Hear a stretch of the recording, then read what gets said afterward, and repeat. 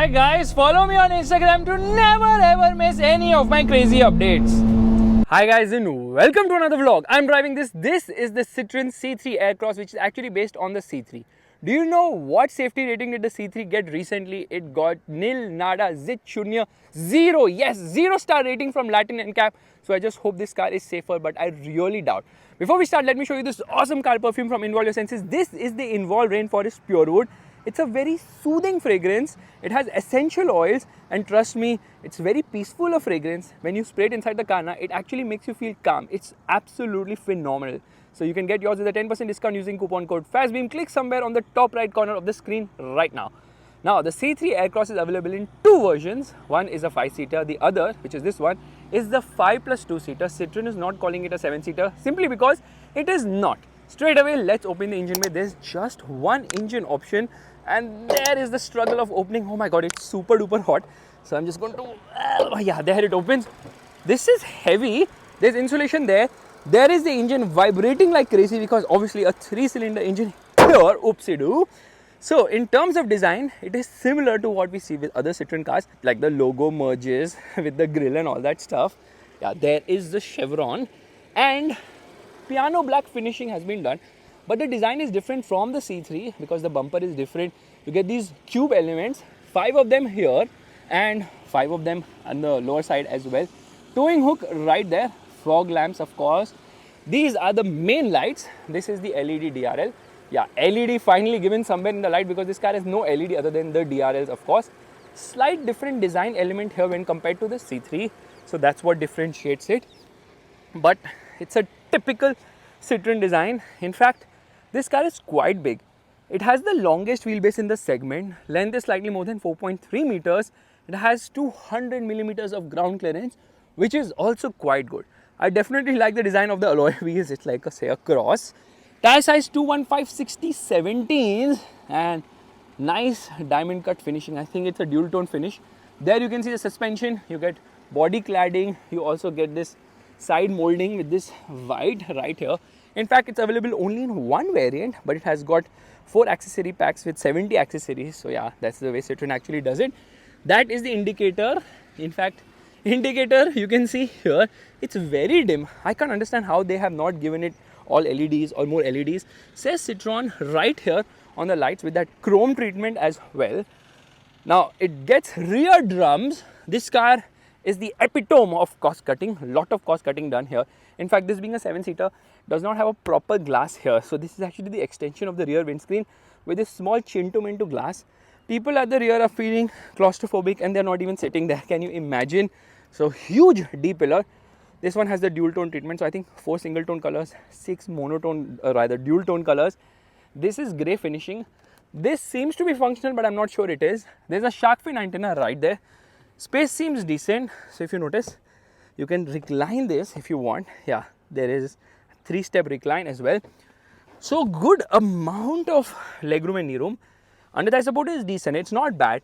Magazine holder here, little bit scooped out. 2 USB charging sockets and AC on the top in the 7-seater version.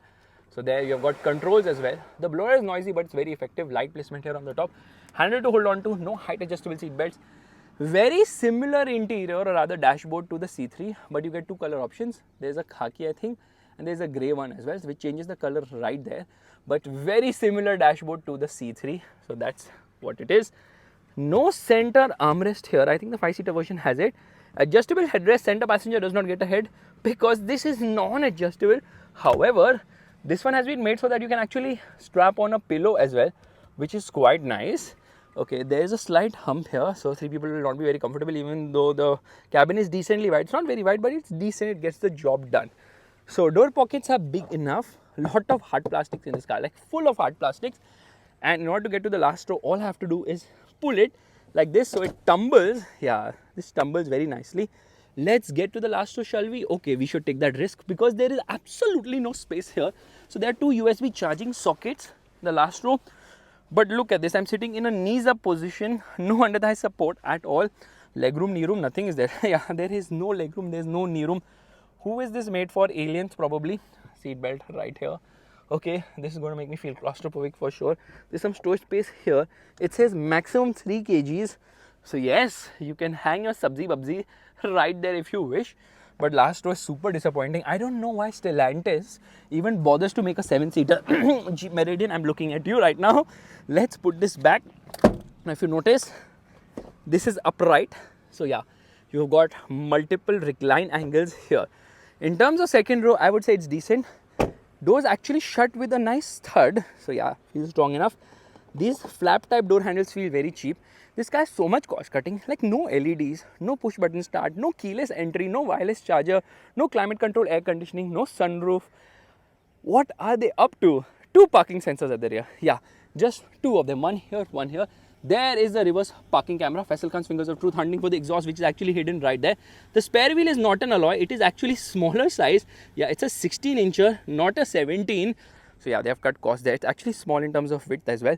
Says Pure Tech, which is of course the engine C3 Aircross. These are halogen, complete halogen. There you can see the indicator functioning with this sort of a connected panel with this nice treatment as well. Thankfully, they've given rear wiper washer, sort of a rear spoiler as well. Let's open the boot because the boot is useless. Look at this.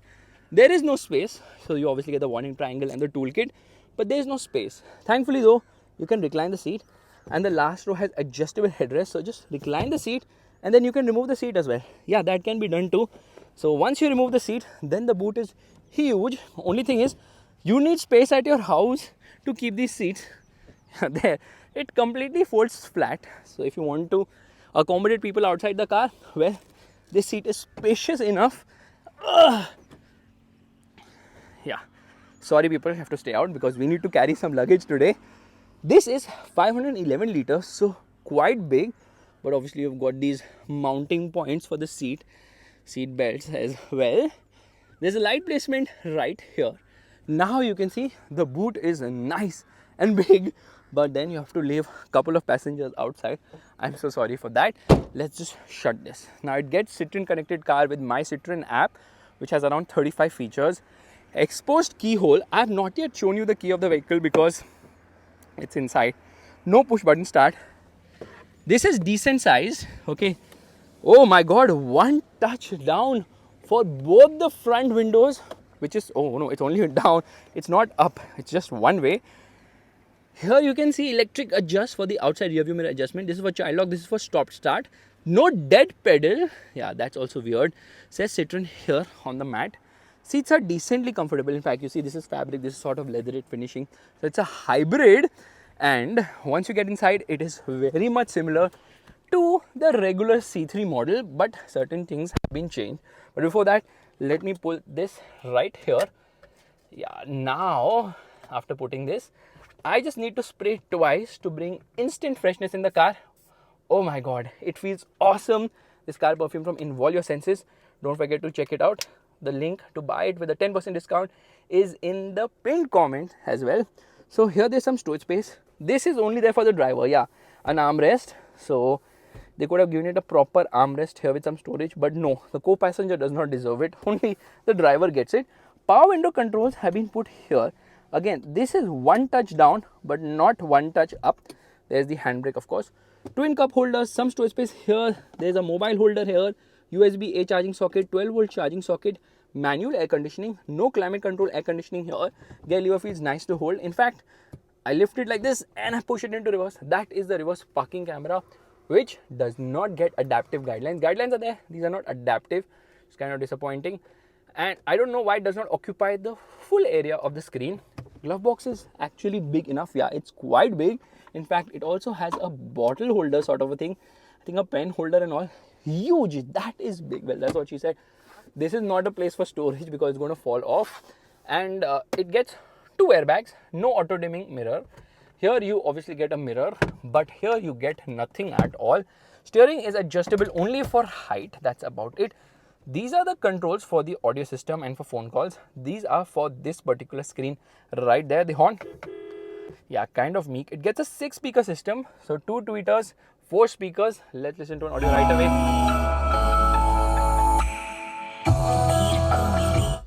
Audio quality is okay, not that great. No physical controls, which is a bit disappointing. Now this is a 10.2-inch screen. Android Auto and Apple CarPlay are wireless here, But that's about it. There is nothing to play around with. It's such a bore fest right here. Here you obviously get a new screen, which is a 7-inch TFT screen, which is decent in terms of the way it is. You've got multiple colors, so I can actually get into the menu here, get into user settings, and then I can decide the theme. So right now it's khaki, I'm just going to select black. I can change that. There's a tire pressure monitor as well. Some languages can be changed. No, there is no Hindi. But that's about it. It also has an eco mode indicator, kind of bland, but it actually does not have a soft limiter. It tells me when the door is exactly open as well. So that's kind of nice. Let's do one thing. Let's turn off the car. When I do that, it says Citroen, and oh my God, it locked the door. So there's no dedicated button to unlock the car as such. Yeah. So this is the key of the vehicle. It comes with 2 keys. One of them actually has unlock and lock. That's it. The other key does not even have that. So it's kind of weird how they've done cost cutting. Let me turn on the vehicle. Yeah, it has a clutch lock. There it turns on. Engine becomes quite noisy. So I like the way the AC vents have been done, which is quite unique. And yeah, this is fine, but this thing seems to be broken. Check this out. This is the quality Citroen is offering. That is very, very, very bad. Forget the quality. I'm more worried about the safety aspect right now. It does not get automatic wipers or automatic headlights. It has 3 sprays coming out of that nozzle. Wipers are really good. Light placement here on the top. Headroom is fine. I wouldn't complain about the headroom at all here. This is because when I was removing the seat, I got hurt. So yeah, removing the seat and keeping it somewhere is another pain in the rear. So why do they even try to make a 7-seater? It is just not needed at all. Obviously controls for the headlight. This is for the fog lamps. Steering, look at the steering. It is so freaking light. It's unbelievably light. Anyways, let's start driving right away. Alright, let's start driving. Turning off the air conditioning. There's no traction control button. You can't see anything here. Okay, I'm going to get into reverse. Can you see anything? What is this? Then I have to turn on the lights. Then it turns on and shows me a better view of the infotainment system. So in bright sunlight, you have to actually keep your headlights on. Only then you can see stuff around. And now handbrake down, hazard lights off. Listen to this, guys. Okay. There it bogged down because of ESP. Okay, slightly above 6,000 RPM red line, 6,400 RPM I think. Gearing is very tall. First gear 50 plus, that is how tall gear it is.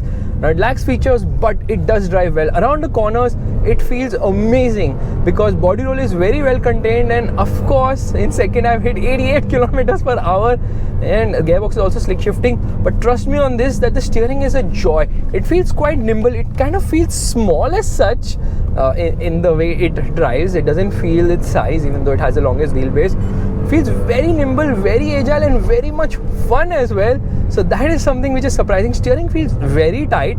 So driving feel is just phenomenal here. In fact, this car is quite noisy because NVH levels are poor. So they've done cost cutting in a lot of places. Okay, through this bump. Yeah, it is very good in terms of ride quality as well. So like I was telling you, cost cutting is in abundance. In fact, there are no power window controls at the rear, only in the center, so that both the front and rear guys can operate that. That is the level of cost cutting. But once you drive this car, you will definitely forget about the cost cutting because it drives really well. In fact, I can put it into higher gear. We are in 4th gear right now. Doesn't feel out of place as such. Turbo lag is well contained.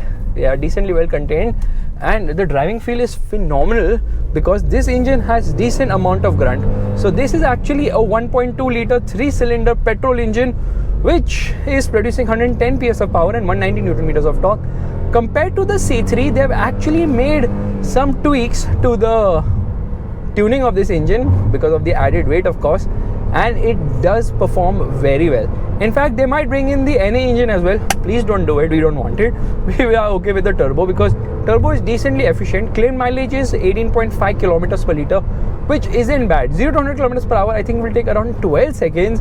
And only thing is, engine becomes very vocal. So it doesn't have a top end as such. It's good in the low end. It's very good in the mid range. But in the top end, it just struggles to its 6,400 RPM around that red line. And it becomes super vocal in the higher end of the rev range. In fact, this engine is so loud, you can hear it at idle. You can hear it when you rev the knobs out as well. And definitely, you can hear it past the mid range too. So yeah, it is not very well insulated. But then it's a 3-cylinder engine. All the vibrations are decently contained. Doesn't feel vibrating as such. So there I will give it that it is a good engine. It gets the job done, more than gets the job done, because performance is quite nice. I think because of the tall gearing, I mean, you definitely feel that it could have been shorter geared for better drivability, but I think the tall gearing has been done in the interest of fuel efficiency, and it doesn't disappoint, because in the real world I think it will return somewhere between 10 to 14 kilometers per liter depending on your driving style, depending on your driving location. Out on the highway it will definitely do better in terms of efficiency, because you can just put it into 6th gear and drive it aram se. So 6-speed gearbox here, no automatic. They are going to source an automatic gearbox from Asin from Japan right now. I don't think they have been able to get hold of it. Will it be a torque converter or CVT? I am not too sure, but I think mostly it will be a torque converter. And listen to this, okay? Here, 3, 2, 1. Yeah, it does not wheel spin that long. First gear 51 kilometers per hour. In third it goes to 100 kilometers per hour. So we're going to come to a halt here. Braking performance is not that great, man. What are these brakes? The tires also skid under heavy braking. And let's launch. Listen to this. Yeah, it bogs down very quickly because of the ESP system. It also gets hill hold assist. 50 kilometers in first so tall gear, and wheel spin on upshift. By the way, I don't know if you can notice this. There is this eco mode indicator. When full throttle it becomes orangish. When light throttle it becomes sort of greenish. And 88 kilometers per hour in second gear. So the gearbox is actually slick shifting. Occasionally, I think for third now there is a slight notchy feel, so you have to give it a little slight push as well. Clutch is quite light. Yeah, the clutch is actually light, but it's a bit too springy as such. Now this is actually pinned by the CMP platform, which also underpins the C3 as well as the EC3. So it's a modular platform which will underpin almost every Citroen car for the next 4-5 years, I think. So just focusing on one platform for India and limited engines as well. So this engine is actually very good. Doesn't really feel like a 3-cylinder engine. It has good amount of punch. So fantastic motor. Only thing is it becomes too vocal as such. Now I love the steering wheel. I love the fact that it is so responsive. Weighs up quite well at higher speeds. It is a very nice car to drive. There's no denying that fact. And then you can feel some amount of body roll making quick turns.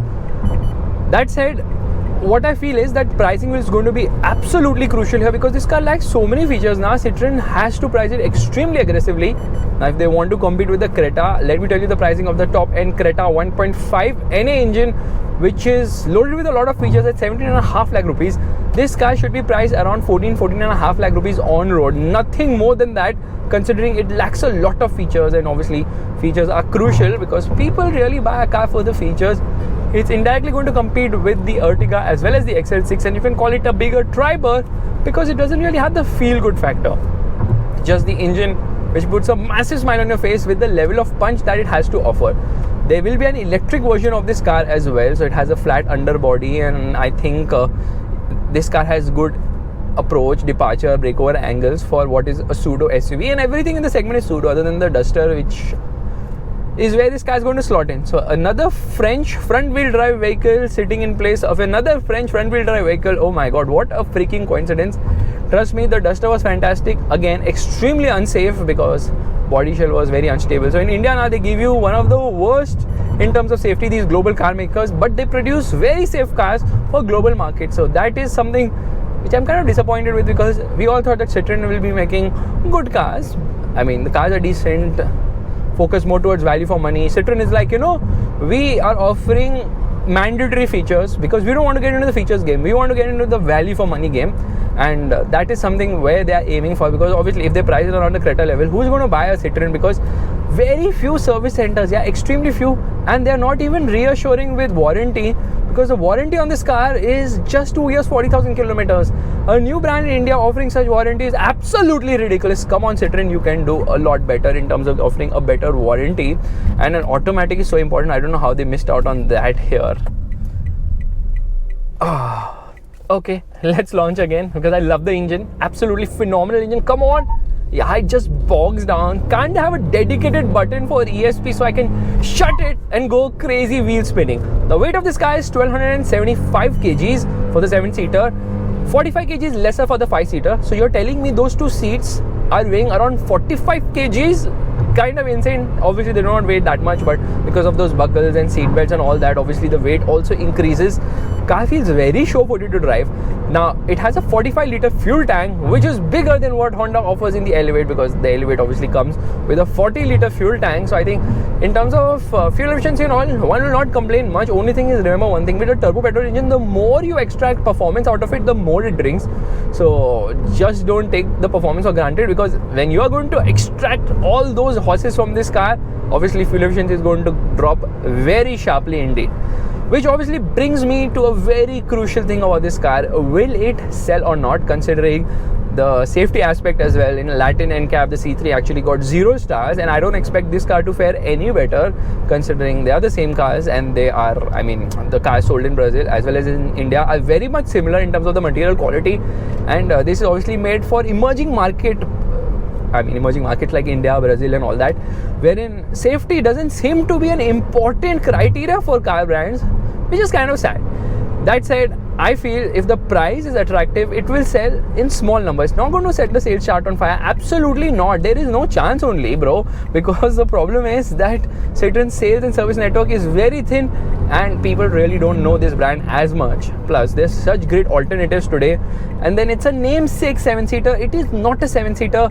It's honestly a 5-seater. Throw those seats somewhere, because they are of no use at all. So guys, this is my vlog of the Citroen C3 Aircross. Another car in this segment, which is good for competition's sake, and I just hope they price it right. If you like this vlog, make sure to give the thumbs up, that's the like button, and also subscribe to the channel.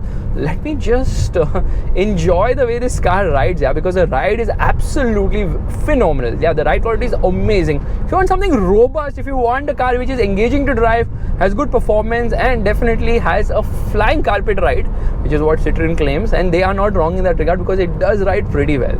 And don't forget to check out this awesome car perfume from Involve Your Senses. This is the Involve Rainforest Pure Wood. You can get yours with a 10% discount using coupon code FASTBEAM.